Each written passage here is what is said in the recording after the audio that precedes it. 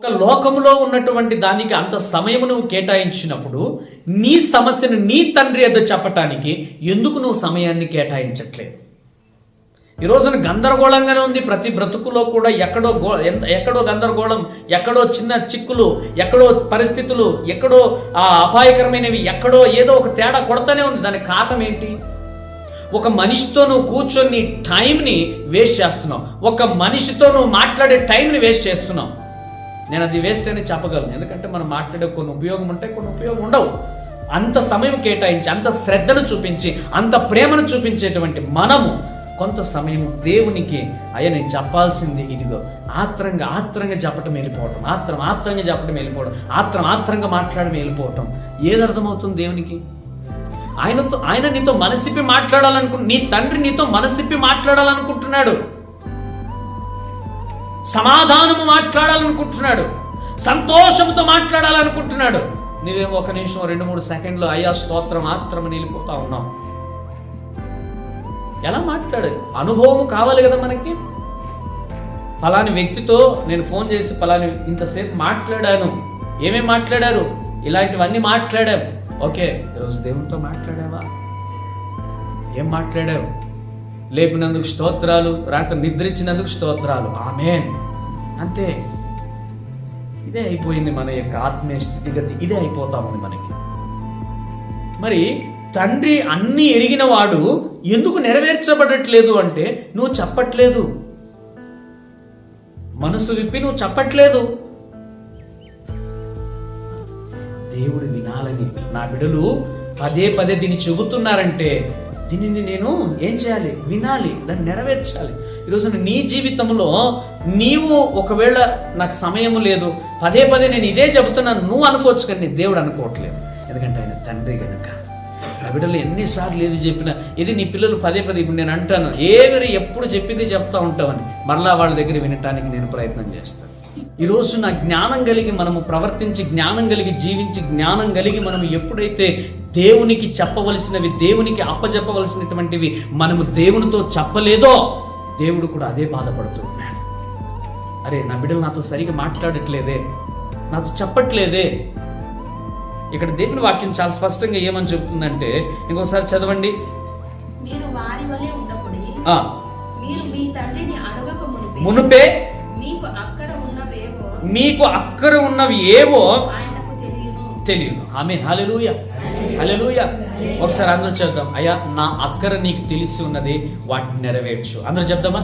అయ్యా నా అక్కర ఏదో నీకు మాత్రమే తెలుసు, నీవు మాత్రమే నెరవేర్చు. ఈ మాట మన జీవితాల్లో దేవుడు నెరవేర్చును గాక. ఎందుకంటే ఆయన లాగా తెలుసుకోగలిగినటువంటి తండ్రి ప్రపంచంలో ఎక్కడా లేడు. అది నీ ఆరోగ్యం కావచ్చు, నీ స్థితిగతి కావచ్చు, నీ పరిస్థితి కావచ్చు, నీ ఇంటి విషయం కావచ్చు, నీ విషయం కావచ్చు, నీ వ్యక్తిగత విషయం కావచ్చు, నీ జీవితంలో జరిగే ప్రతి సంఘటన ఆయనకు అన్నీ తెలుసు. కానీ ఈ రోజు కూడా ఆయన నీతో మాట్లాడాలని చూస్తున్నాడు. ఎందుకంటే నీకు కలిగి ఉన్న అక్కరలను నీవు సమాధానముగా, ఓపికగా, మంచిగా కూర్చొని ఆయనకు చెప్పాలని ఆయన ఆశ కలిగి ఉన్నాడు. ఆయన చెప్పాలని ఆశ. ఈరోజు మన అందరికీ జ్ఞానం ఉంది, తెలివి ఉంది, ఎక్కడ ఎలా ప్రవర్తించాలో తెలుసు, ఎలా మాట్లాడాలో తెలుసు, ఏం మాట్లాడాలో తెలుసు. కానీ దేవునితో ఎలా మాట్లాడాలో కూడా ఈ రోజున మనకి సరిగా తెలియదు. దేవునితో ఎలా మాట్లాడాలో కూడా ఇంకా మనకి తెలియదు, ఆ అనుభవం లేదు. దానికి గల కారణం ఏంటంటే కూర్చొని దేవునితో మాట్లాడకుండా సమయం లోకానికి అప్పచెప్పటమే. ఆయనకు మనకున్నటువంటి సంబంధాన్ని, సహవాసాన్ని లోకం ఎంతగా చెడగొడతా ఉంది అంటే నిజంగా దుఃఖకరమైనటువంటి విషయం. ప్రియ సహోదరి సహోదరుడా, దేవుడు నీతో నాతో మాట్లాడాలి. ఈరోజు ఆ మనిషి మాట్లాడలే, ఈ మనిషి ఫోన్ చేయలే, వీళ్ళతో నేను మాట్లాడలే, అది కాదు కావాల్సిందే. ఈరోజున దేవుడు నాతో మాట్లాడాడా? నేను దేవునితో మాట్లాడానా? అయ్యా నాకు చదువు రాదు, నేను ఎలా? చదువు రాకపోతే ఏమి? కూర్చో, ప్రార్థన చేయి. ఇదిగో అయ్యా నా మొర నీ సన్నిధిలో పెడుతున్నాను, నాతో మాట్లాడు. ఎందుకు మాట్లాడు? ఆనాటి కాలంలో అందరికీ చదువు వచ్చిందా? బైబిల్ చదవటానికి ఒకటే ఏం చేశారు వాళ్ళు? ప్రార్థన చేశారు. ప్రార్థన ద్వారా దేవుడు కార్యాలు చేశాడు. ఆ రోజు వారు విశ్వాసం నమ్మకంతో ప్రార్థన చేశారు, కార్యాలను జయించారు. ఈ రోజున మనలో ప్రార్థన ఉంది కానీ విశ్వాసం లేదు, ప్రార్థన ఉంది కానీ నమ్మకం లేదు. అది ఎంత అంట, గాలిలో లేచేటువంటి బుడగలాగా అయిపోయింది మన విశ్వాసం నమ్మకం.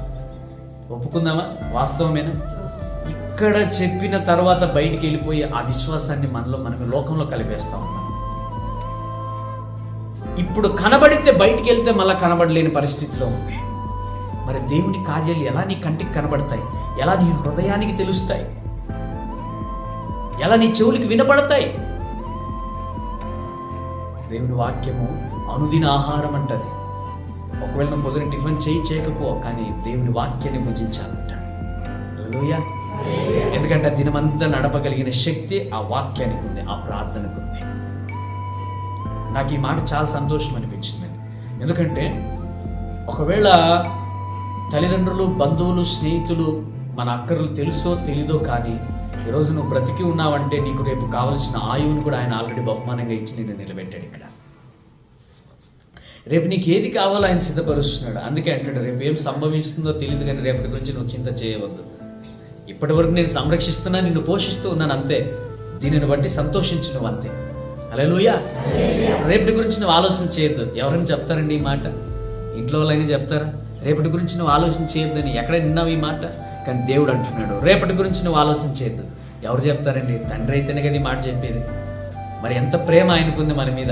రేపటి గురించి నువ్వు చింత చేయొద్దు. నీకేం కావాలో రేపటికి నేను సిద్ధపరుస్తా, నీకేం కావాలో నేను ఇస్తా. కానీ నీలో ఏముండాలి? దేవుణ్ణి అడగగలిగినటువంటి సత్తా ఉండాలి, శక్తి ఉండాలి, బలం ఉండాలి. ఏంది తినేదానికి ఎత్తేదానికి కాదు బలం కావాల్సిందే, ఆయన అడగటానికి కూడా బలం కావాలి మనకు. బరువులు మోయటానికి కాదు కావాల్సిన బలం, జ్ఞానం.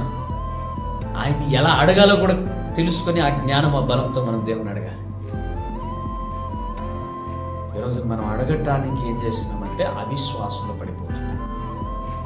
ఇంకొక మాట చదువుకుందాం, అక్కడ కూడా చక్కటి మాట.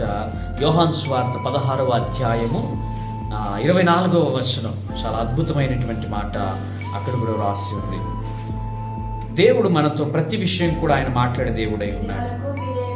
ఇది వరకు మీరు నా పేరిట ఏది అడగలేదు, మీ సంతోషము పరిపూర్ణము అగునట్లు అడుగుడి మీకు ఇవ్వబడును. హల్లెలూయా, హల్లెలూయా. గట్టిగా చప్పట్లు కొడదామా? ఎందుకు చప్పట్లు కొట్టమని తెలుసా? ఇంతకు ముందు ఏ వాక్యం చదువుకున్నాం మనం? తెలుసు, కానీ అడుగుతున్నావా? దేవుని వాక్యం ఇక్కడే చెబుతుంది, ఇంతవరకు నీవు ఏది కూడా మనస్ఫూర్తిగా సంపూర్ణంగా అడగలేదు, కానీ ఇప్పుడు సిద్ధపడు, ఇప్పుడు అడుగు, కన్నీరు కార్చు, ఉపవాసం ఉండు. ఇదిగో నువ్వు నన్ను అడిగితే నీ సంతోషం పరిపూర్ణము అగునట్లు నేను నీకు ఇస్తాను అంటున్నాడు. ఎవరు చెప్తారండి ఈ మాట? ఎంత అద్భుతంగా చెప్తున్నాడు చూడండి మన తండ్రి. నీ సంతోషము సగము అరకొరగా ఉంది, కానీ నీ సంతోషం పరిపూర్ణము అగునట్లుగా నేను చేస్తాను, అడుగు. ఇక్కడ ఆయన నోరు తెరిచి అడుగు అంటున్నాడు. ఆయనకు అసాధ్యమైనది ఏది లేదు. సృష్టికర్త అంటే ఏంటంటే ఆకాశము కింద భూమి, దానిలో దాగి ఉన్న ప్రతి జీవవాయువు, మనిషి, పశువు, ప్రకృతి సమస్తమును సృష్టించినటువంటి దేవుడు గనుక ఆయనకు అసాధ్యమైనది ఏదియో లేదు. ఈరోజు ఇక్కడున్న మీలో ఆల్మోస్ట్ 99.9% నాకు తెలిసి మీ సంతోషము పరిపూర్ణము అగులేదు. హల్లెలూయా, హల్లెలూయా. నేను చెప్పేది అర్థమవుతుందా? నీ సంతోషము పరిపూర్ణము అవ్వలేదు. అర్థమవుతుందా మీకు? అవుతా ఉందా? మీ సంతోషము పూర్తిగా మీలో లేదు, మీకు లేదు. ఎందుకు?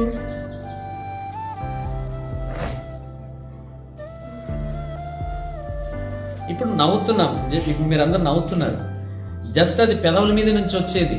ఎక్కడి నుంచి రావాలో తెలుసా? నవ్వు హృదయము పొంగి రావాలంట.